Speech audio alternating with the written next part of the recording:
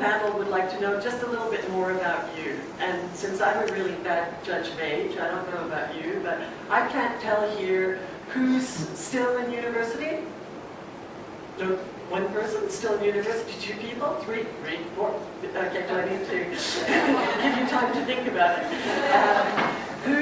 Who is not yet in university? Okay, who is 0 to 2 years out of university? Okay, okay, and who is 2+ years out of university? Okay, so we've got quite a mix here. We've got quite a mix, and those of you who are in university and in 0 to 2 years, just out of university, how many of you are either studying in STEM fields or are working in STEM fields? Okay, so we are STEMers here. All right, so good STEMming this evening. I don't know if there's a systemic pun in there, but what I'd also like to mess Sandra around on a little bit is the questions. We discussed the questions beforehand, and I realized that if some of you have had them beforehand, apologies, I'm going to turn them around to focus on the positive rather than reinforcing the negative. So it'll be more or less the same questions that some of you might have been briefed on, but from another perspective. And then the final messing around of Sandra is around the question of what attracts girls and women to STEM careers. And I see on the page about the Taungana ambassadors is that some of them have said, well, they promote critical thinking and they'll determine my future career. It's in line with my career choice, and I love doing experiments and thinking out of the box. So I want to hear 3 comments from the audience. Quick. Why do you love STEM? What is it about STEM that attracts you? Quick. Somebody.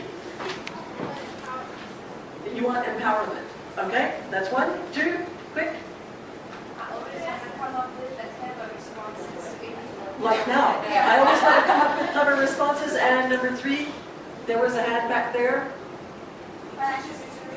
Teaches you to think. Teaches you to think. Okay, I think that's a great start. And we have a number of questions to get through, and we have a deadline, which if I don't keep, you must keep me too, by looking at your watches and tapping them. And now it has changed to we're starting the floor opening at 20 to 8. Sandra, wherever you've got, are you happy with that? All right. So I guess first question then is, I'd like to hear from each of you, the panelists, in order. What do you think attracts girls and women to STEM careers? And just a scene setter. Yeah. So good evening, everyone. Thank you for having us. So I mean, from my perspective, it was really just curiosity around. So I did my BSc in genetics. So I was really curious about how we could all be so different and do so many different things.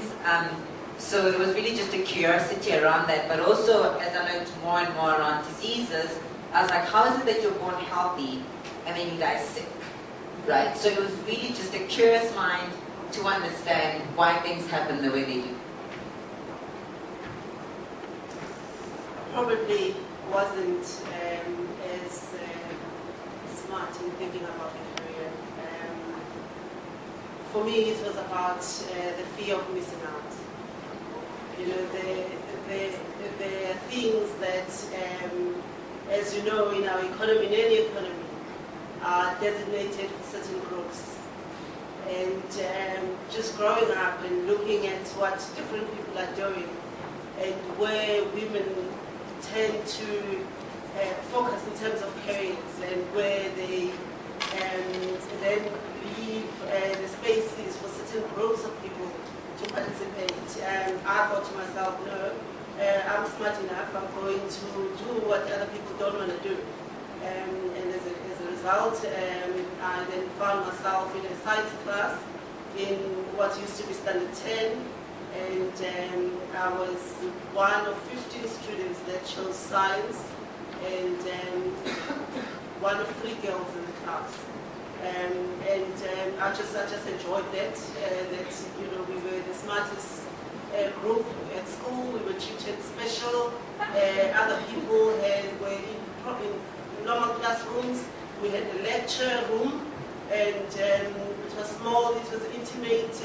People feared coming into our class because they knew we were going to ask difficult questions. And the same continued at university. And I continued to do a PhD was exactly the same thing. I wanted to know what's up there. And how come others stop here and others continue, and why more women don't get to that level. And I wanted to see what's above the clouds. And I think that's what has helped me continue, even in my career, to challenge myself. And I keep asking, so what's above the clouds? And that's, there's nothing more than that has made me choose sides. It's just that curiosity that goes with, so what's on the other side? Why can't I? Thanks. Savannah? Thanks, Lindsay. I think for me, it was money. And you would know that I would answer that question that way. I thought that was what you would say. Yes, because I'm a big believer that you haven't really started living as a woman until you understand how money works. And so for me, it was money because it's also been proven that STEM careers pay 33% more than non-STEM careers globally. And so I thought if you could move that outside of even an employment situation and turn it into a business situation, it must be able to follow in that way. And therefore, because I'm a big believer in women having money, that was the starting point for me, that I thought it's how you're supposed to really be part of the conversation about being involved and making decisions in the world's economy, as opposed to being a recipient and consumer. Impact. Thank you. For me, I think it's about exclusivity. Just wanting to stand out from all the rest. I mean, I still remember after finishing my standard 10, my mother wanted me to do nursing.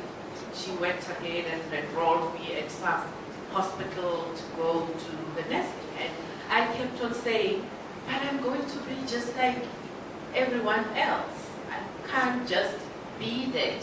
And there has to be something more than just being a nurse.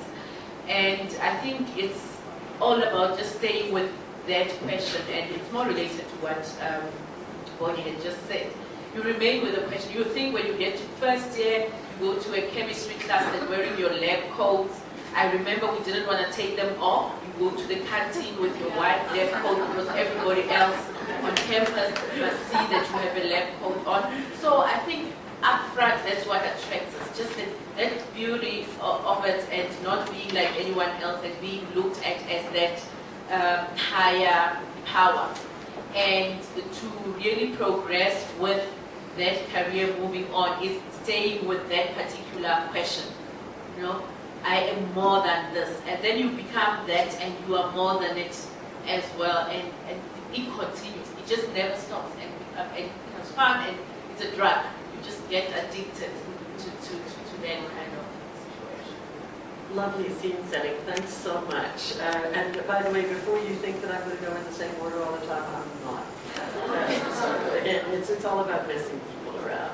So the first question I'm going to stick to Sandra's original perspective, because we have to be realistic about where women are going and what kind of career choices they're currently making.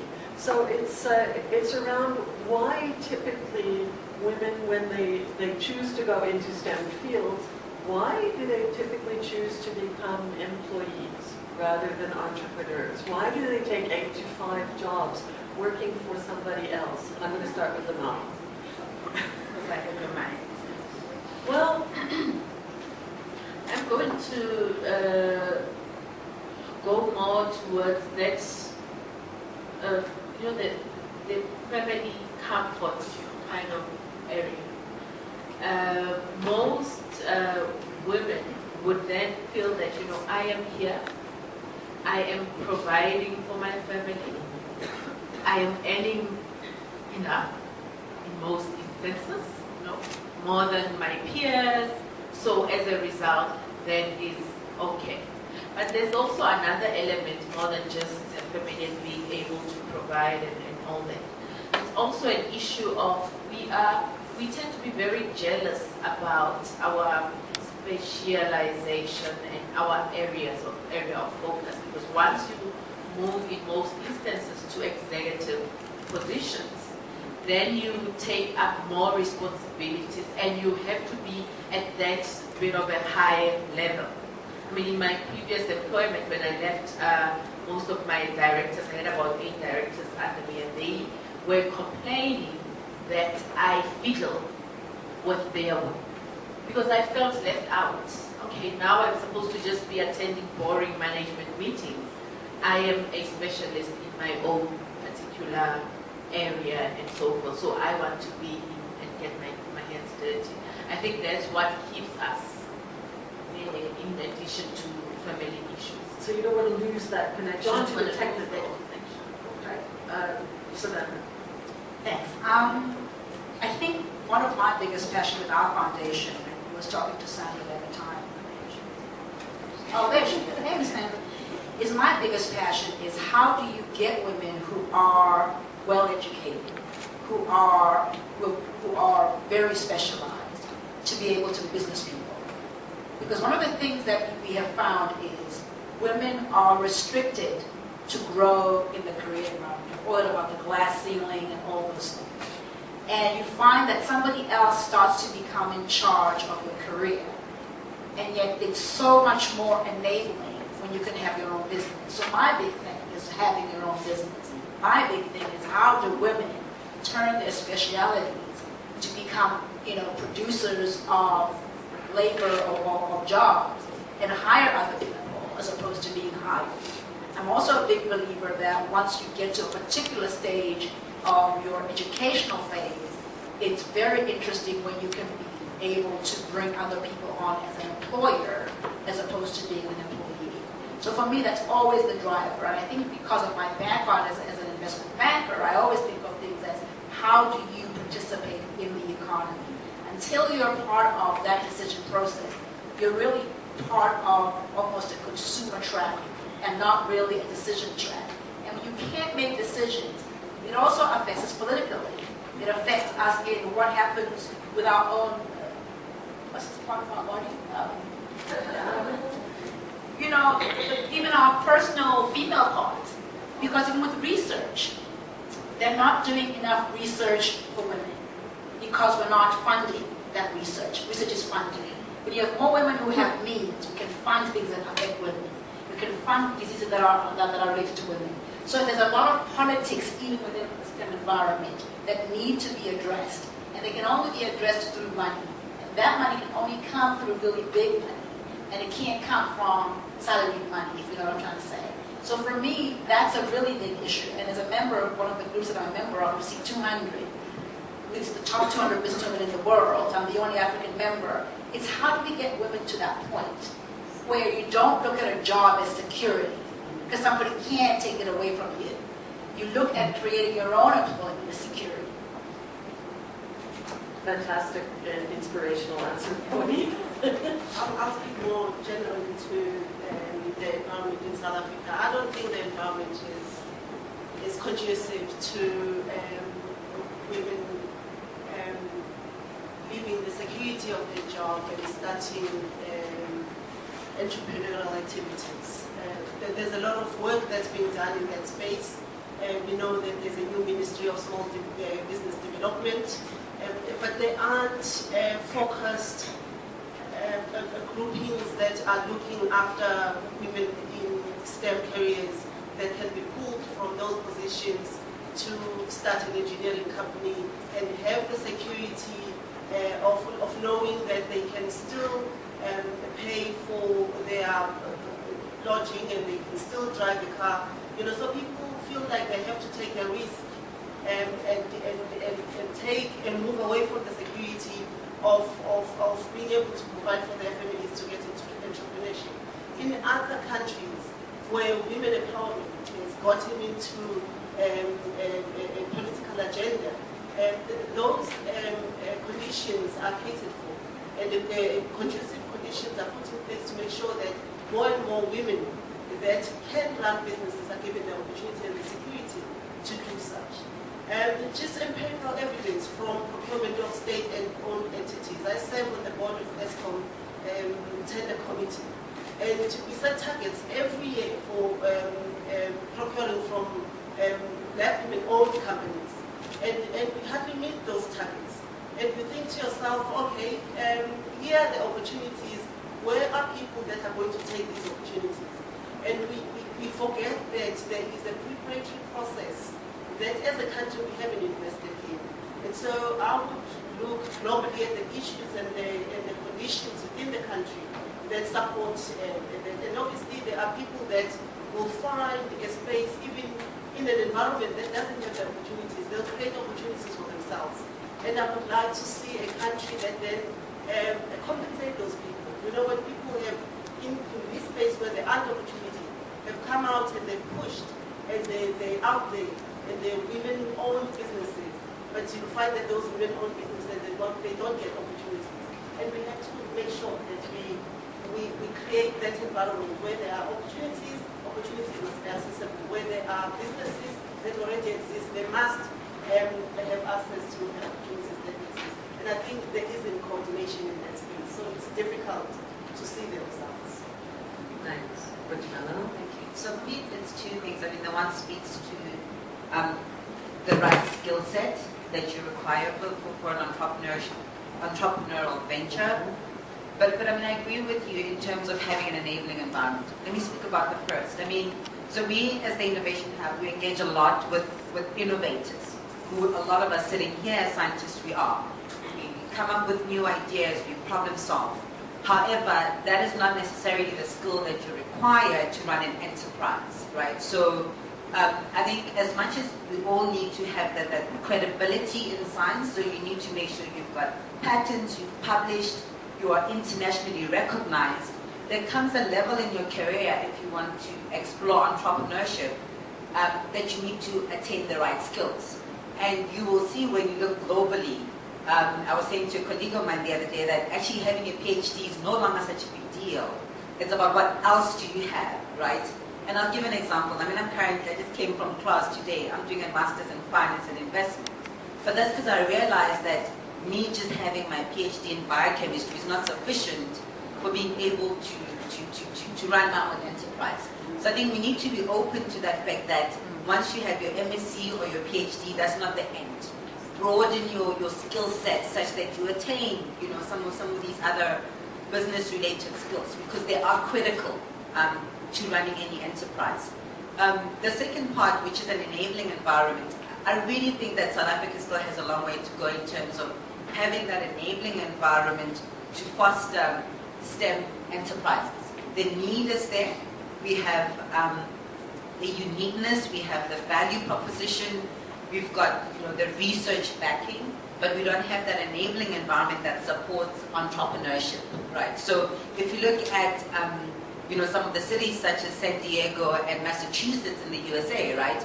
You go into that environment from varsity, already you're thinking, what enterprise am I going to set up from the research that I'm doing? But that's because you get a cluster of companies that are working together, and you get secondment opportunities into these enterprises. And you know, if I just jump the gun, but that's something that we're doing as the Innovation Hub, right? So we've recently set up what we call a biopark. It's a business incubation program that's geared to biotechnology enterprises. So we'll be availing infrastructure for entrepreneurs and innovators in the biotech sector. We'll be providing business incubation support, and we're even looking for, you know, people who are interested to come on secondment and actually see that being able to develop a drug in the lab is different to how you would then market that drug. Fantastic. But no, you can pass it down the line because I'm going to pick on Savannah next. And you can see that the answers we're getting are extremely diverse, and when we put them all together, we get certain themes already starting to emerge. Very, very interesting themes, which means that I think I may fiddle yet more with the questions. What I'd really like to ask you to start with, Savannah, and please bring that perspective on the need for women to have financial management skills to this question. How can women, female STEMers, who really highly skilled in their scientific fields or engineering fields. How can they be at the forefront of translating those skills into successful entrepreneurship, into successful business? We've had some thoughts on that already, but I'd like to hear you answer that question specifically. I have a lot of friends who are doctors, like medical doctors, and I'm always so amazed that medical school doesn't teach business. It shocks me every time I kind of like hear about it. I mean, in every specialty. And here's the thing. I think that the one way you can do it is through collaboration with people who already are in business who can really help you out. Because I don't think that in all things you can do everything on your own. And I don't know a lot about what the environment is really like, because from my perspective, I just started a business, and I think sometimes the less you know, the better. You know, I think sometimes when you know what's out there, it's really, We were it talking stops about you. that before you got Exactly, here. exactly. The crocodiles So for you don't me, know, I you're just not thought, afraid you of. know, my parents went to this level of education. I went, and my dad said, listen, if you go higher, I won't expect you to have a job like, you know, whatever, because I had a business. And so I came from a position of saying, how can I use education not to go into the labor force, but to be an employer? That was always my mental space. So any job I did have was always to feed experience to enable me to go out there at a later stage. And I had a deadline, and I had a life plan. I'm also a life coach, so I'm very big on life plans. So I had a life plan to say, by a particular point, this is how I'm going to work into the point where I start small and I end up with 11,000 employees at this point. What is, I think, missing in the female space, particularly, is the discussions amongst each other. I do think there's a lot of knowledge and a lot of resource and a lot of points. I mean, you talked about being on the board of ESCOM and having all that resource knowledge. And somebody else is somewhere else and there's resource knowledge. There needs to be a connection of that resource and then bring collaboration that enables you to say, how can you be able to get to those, because it's resources that are important, to know where do you tap the resources. It's not just having the knowledge alone, but how do you tap the resources to enable you to get to a point where you start a small business, which becomes a middle business, becomes a big business. No big business just, you know, starts off as that. So I think that's the starting point. I think it's also the issue of how do you raise people of a gender to see starting a business as a normal thing, not belong to another gender. You know, just to say, as little girls, I will grow up to have a business. I will grow up to be an employer. And start that kind of mental, so even having children, to be able to have that language of saying, you're going to be an employer. So as an employer, this is how you act. And having your home as an environment that is a business. Having board meetings in your home, for your kids to understand how business works. Making business not this far-fetched thing, like science being a far-fetched thing where only, you know what I mean? Making it, you know, I think that when I think about STEM, I think that everybody is born as a scientist because kids want to discover things. So you already have that innate wanting to discover how things work. So if you can have that as a part of the dialogue, and if you can encourage each other as a gender, and not focus on the things that people expect the gender to focus on, which is the little things. The little things that keep the politics little. The little things that keep us as recipients as opposed to deciders of things. We could really make things grow quite a bit. And I'm always wanting to get women to the point where we can work together to say, if I have a skill to make money, how can I help you who has a skill to do research? I mean, I've just been talking at CSIR now. In this country, we have millions of patents. Life-changing and life-altering patents. But we have an environment where at CSIR, they don't have the skills base to take it to the business environment. And so that's what I'm talking to DST about right now. How do we do that? So I think that that is the collaboration part that we could do together as individuals. Fantastic. I'm sorry, I'm going to ask you to stop there because I want you to pass the mic to Bonnie, because I think you've given her a terrific platform for discussing the enabling environment and what the small business department, for instance, can do. I think we'd like to hear your perspective on what systemic changes there should be. Maybe let me start at universities. You've all been exposed to what universities do once or twice a year, where they allow big companies to come in and recruit for their companies, and they take the cream of different departments and they put them into their internship program, and you become their bursar, and over time you become their employee. We don't have the same in entrepreneurship. We were talking about that outside. And I do think that it's a good start is for business councils and Booster and many other business platforms to start to participate there equally with the companies and make sure that they inspire university students to think about entrepreneurship and show them the ecosystem, what the ecosystem of running a business looks like, and have successful business men and women and talking to the young students about what it means to run a business and show them success stories and really demonstrate that it's possible to do it.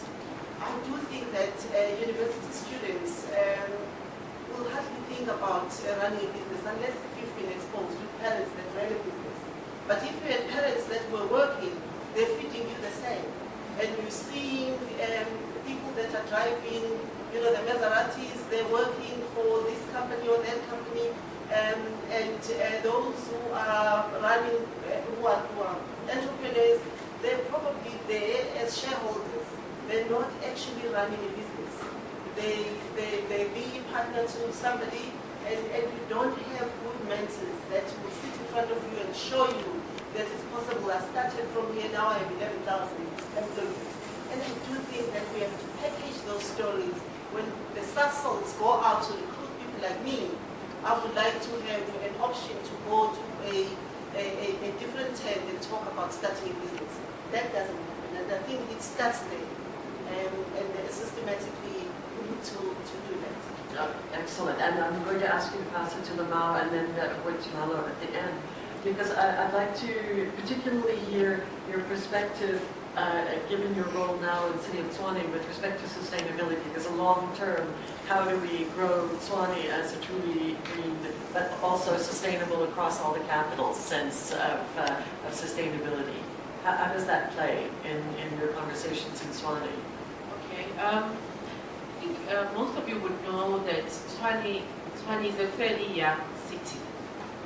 We have, 26% of our population is aged between 24 and 35, and mainly because of the academic institutions that we have in the city. And a lot of, Innovation Hub, CSIR, most of the research institutes are within Tshwane. And what we've been working on right now is a question of how do we leverage on all this research and innovation capacity that we have, as well as this resource base, meaning the young population that we have, in order to grow this green economy that we are trying to grow, create more business opportunities in the green space. Climate change issues are now right at the center stage. Everyone is looking at reducing emissions, adapting to climate change impacts, and the solutions are not there. We are at the moment looking at Eurocentric solutions. You go to a Copenhagen conference and you listen to all these presentations. You come back home and you want to implement that, and that's just not possible because we've got unique local circumstances. Now, where are those solutions going to come from? So, which is the key question that we are asking ourselves. We have, as a city, created a research and innovation unit, which is also housed where I am at the moment in the office of the mayor, and we really have, a venture capital or private equity type of market that looks into small enterprises. A lot of them are going into, companies that are pre-JSE, etc., so a certain level of revenue. So for them, access to capital is a huge challenge. But then again, the second one is access to markets, right? So, yes, I work for government, right? But whenever an entrepreneur comes to me and says, I'm targeting this for government, I always say that's the wrong strategy. Government should be a cherry on top for what you're going to do. Yes, they remain the largest market in a lot of the sectors, but like you say, access to government is a challenge, but also procurement of innovation for government is a huge challenge. Government puts out a tender, the specific specs that need to be met, and generally if you're a small enterprise who's innovative, coming up with something new, it is very, very difficult. So for us as the Innovation Hub, the role that we try to play, so we are currently in discussions with some of the departments within government, such as the CPIS, to say, how do we put together policies that will enable procurement of innovative technologies by government? Because truth be told, government or the public sector remains the largest market. But also, the second thing then becomes, how do we make sure that we do tap into some of these funds that we can avail to innovation? Because we don't have a lot of that. If you look at the US, for example, to markets such as Sweden, etc., access to private equity funds is really not as bad as it is here. So I think that there needs to be a collaborative effort of saying, how do we put together some kind of seed capital that will enable these businesses to grow, but also how do we avail the market of the public sector for the enterprises? Excellent. What we've heard in this conversation so far has been there clearly is a need for innovation. The market is becoming much more complex. The world is becoming more complex. We have climate change, which is the big challenge for the entire world, not just South Africa, not just Africa, not just the Europes and the Americas of this world. And so we have the potential to innovate, but there's a gap. There's a gap that's preventing the innovators from becoming entrepreneurial. And it sits in funding, and it sits in security, and in a number of other factors. I'm going to ask the panel one more question, and then I'm going to turn it over to you to ask the panel whatever you want to ask them. And that final question really now goes to the question, to the point of beyond everything that we've talked about at systemic levels.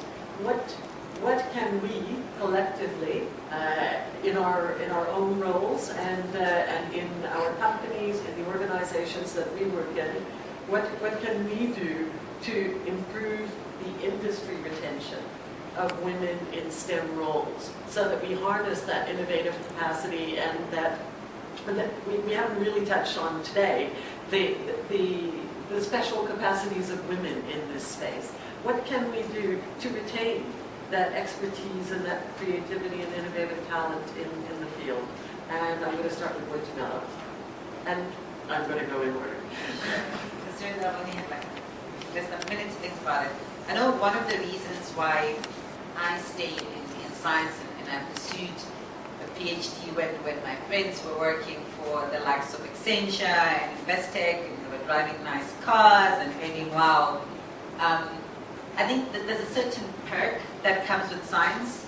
As the ladies mentioned, there's a certain level of uniqueness that comes with science. It's not a skill that you find everywhere.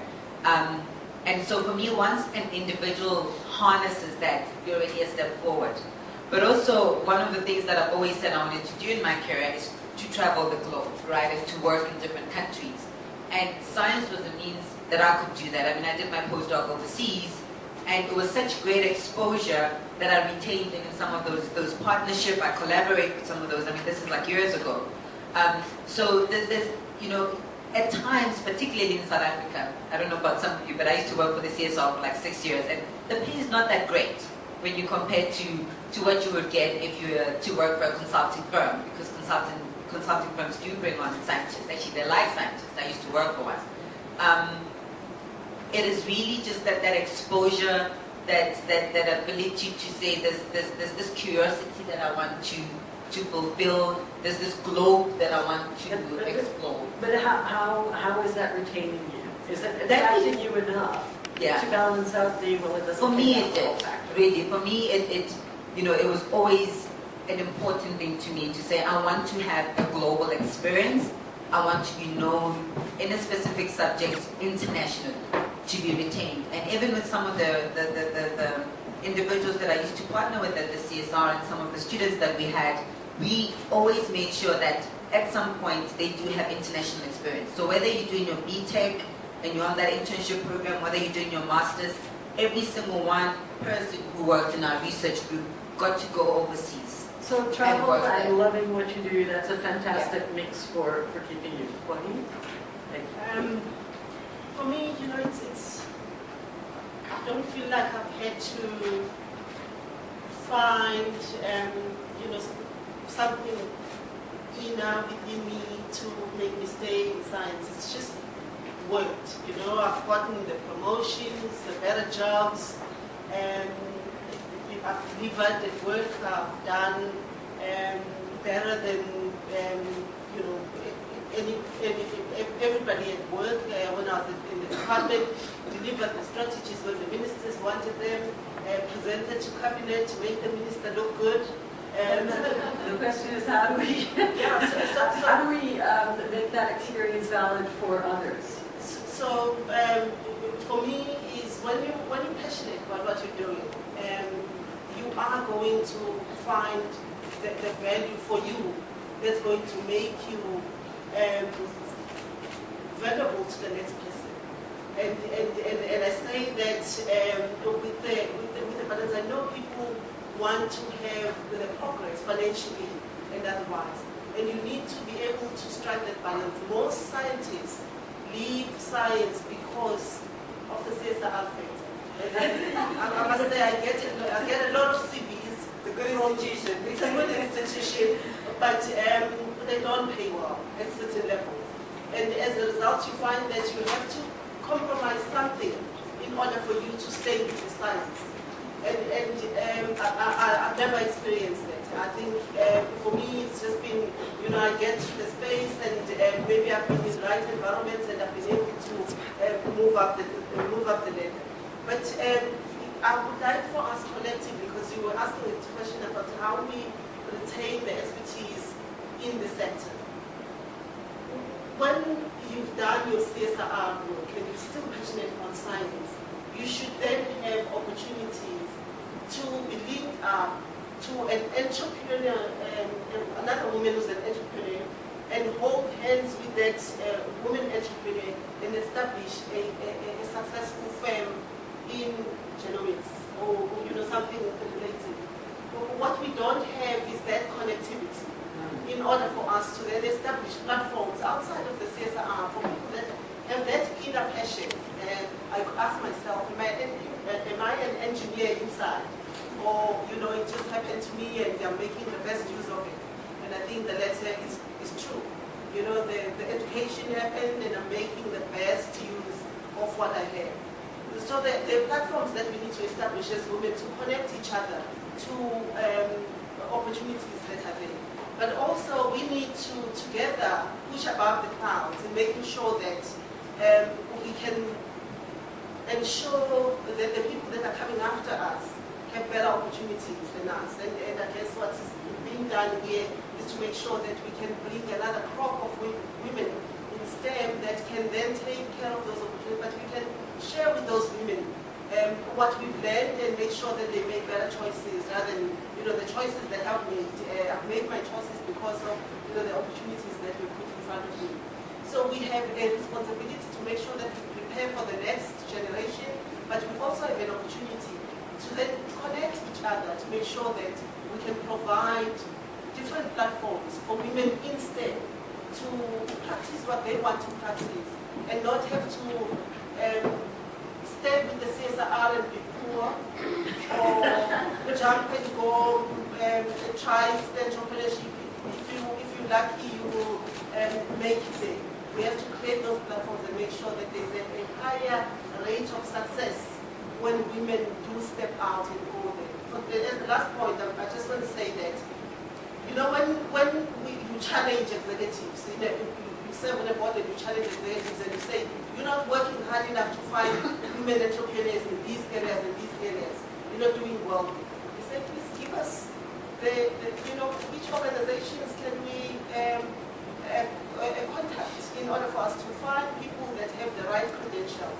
I do think it's our joint responsibility to make sure that we create those platforms and then we go and we challenge the state entities with the data that we have and the knowledge that we have, and we challenge the private sector as well, and government departments with including women in their supply chain. It's only us that can do that. I don't think some minister somewhere is going to think of all the solutions that you have in your head. And I think women have to be joined up in order for us to come up with a solution. So that's the only way I think women will stay in STEM. Otherwise, the banks are looking for the engineers. They like your analytical mind, and we're going to lose you to the banks. We're going to lose you to the investment companies because they love your analytical mind. We have to create the platforms to keep you in science. Ella, quickly, thank you. I think mentorship is important. I think when people go into the career space and there are no unusual women who will understand, will find that they are one of very few. And therefore the environment does not have anybody who really tends to progress in the career environment. Either they're extraordinarily smart, but mostly, 9 times out of 10, it's not because they're so smart, but it's because they've got somebody who's really powerful in the organization, who's mentoring them, who's looking out for their corner, who's telling them the right things to do, and how to manage themselves into junior management, middle management, senior management, and then to the corner of the C-suite, the corner offices. And you don't get there unless you're either necessarily evil or somebody's looking for you. So I think that if women can get mentors who really walk, because most people don't have that in their home environment, tell you how do you operate in a work environment. It's very, it's very foreign. So I think mentorship is important. I also think that we have to learn a different language as women. I think that we're not asking enough for what we want. And a lot of women that I talk to tend to be, very few women will say, this is what I'm going to do, this is how I'm going to get to it. And what research even says that, 60% of men negotiate their salaries. Only 8% of women negotiate. So whatever, if they say the job is 10,000 rand a month, great, that's it. And yet salaries are negotiated. You should never ever be in an environment of salary you never negotiate. Did you hear that? It's just not done. Do you know what I mean? And so what happens is that that's how you get to a point where men are making more, because they're negotiating even the bonuses and the performances and everything. And so then the gap becomes wider and wider for us as women, because we're taking the 2% that is, or the 3% that is the norm in growth of the environment. I also think that we're not necessarily focusing on getting to the point of understanding the difference that women have to face. Because we can't walk away from the fact that women from their late 20s to their end of their 30s are creating families. And we cannot walk away from the fact that that does ensure or mean that they're going to be out of the workplace. And that some have to go into part-time jobs because they've got young kids and want to ensure that they want to be around to build a human being, which is much more important, actually, than running around trying to play political games. And so you can't walk away from it, otherwise there's no humanity, or there's no human beings in the world. So how do you create an environment that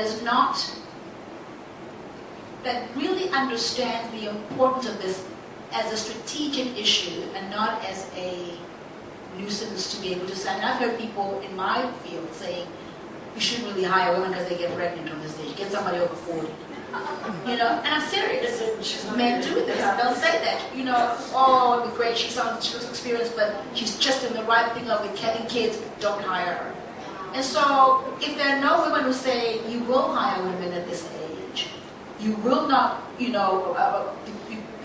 work against them for them to be able to grow when they come back into the career where you say you're going to go back to junior management and not, take over from where you were. It is important that there's more and more women in general management, in STEM management, in business management, in owning the businesses, because you own the business, you are able to say 90% of the people that work in this space will be women. And you are able to make sure that you are the architect of how, when they go out to have children and raise families, you are able to create an environment where it doesn't eject them. Because men will never really think that way because they don't come from that. They don't know what it is every month to have challenges in a period. It just doesn't occur to them that there's a challenge. It doesn't occur to them that children get sick and you have to be there. You don't drop them up at the hospital and do a drive-by. So these things are important, and that's why for me, one of the biggest pushes is to have women in business, because what we're doing is we're continuously trying to get someone who's not wired to think for our needs, to keep continuously trying to think for our needs. And it's not second nature for them to think for us, and so then we have to leave the job, it becomes that cycle. So for me, ownership is important, because then we own the space, and we own the architecture. Fantastic place to pass on to them all. Thank you. No, that was a great one, and I'd like to latch on to what she's just said before I get to my point, in that we need more women in all the sectors, and especially in STEM, to stay on right up to the top. But the one single mistake we make as women, especially most of us who manage to reach the top, is that we turn into men. So we start playing the men game, and that's in most instances an issue that then turns other women away.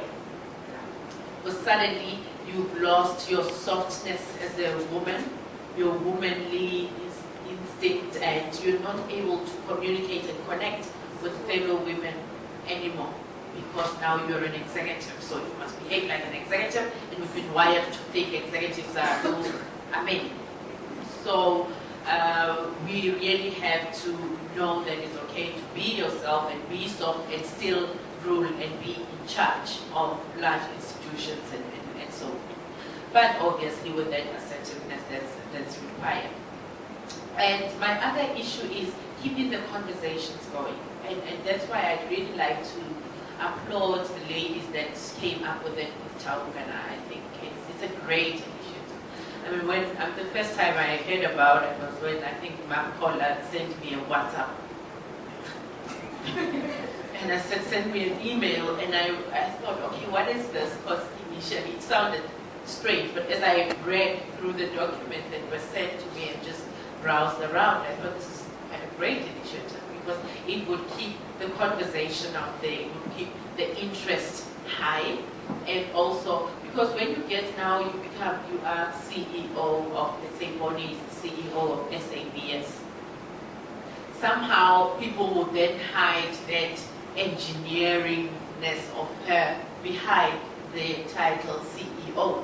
So suddenly that STEM component is lost somewhere in there, not in her, the individual, but in the eyes of everybody around. So any other lady coming up who's in STEM, unless Bonnie comes and sits here on the panel, or they search to go and read through, they wouldn't be able to see that, oh, the CEO of SADS or CEO of whoever else is a STEMmer, kind of. So keeping the conversations going and being able to, I've learned something earlier on in my career, which I've practiced and it worked, that never turn down an opportunity for a meeting or a conversation. Be it with a tea lady at work while you're making tea, or just, I'm not saying accept each and every invitation for a date. But, just sitting and having conversations with people. I mean, for example, even for myself, just by coming here, I've learned so much from listening to the panel. So the conversations are quite necessary, and especially within the field itself, because it keeps you interested and it enables you to see the different dimensions and different areas that you can tap into in terms of getting things done. Thank you so much. I'm finding this is such an interesting conversation, because each each intervention tends to set the platform, to use the language of the panel, for the next part of the conversation. So instead of doing what I would normally do, which is wrapping up and summarizing, given that nobody's held me to account for being 15 minutes over time on the actual panel discussion, I'm going to turn it over right away to this room, and what I suggest is that we take 3 questions. If you can say what your name is, where you're from in the sense of university, school, job, whatever,